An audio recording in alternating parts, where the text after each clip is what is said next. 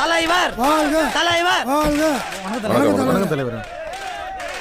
என்ன நம்மள அக்கா பையனா? ஆமாம் தலைவர், அக்கா பையன் தான். யாருன்னு தெரிஞ்சா இல்லையா? போலீஸ்காரங்க விசாரிச்சுன்னு தலைவர். அப்படியா?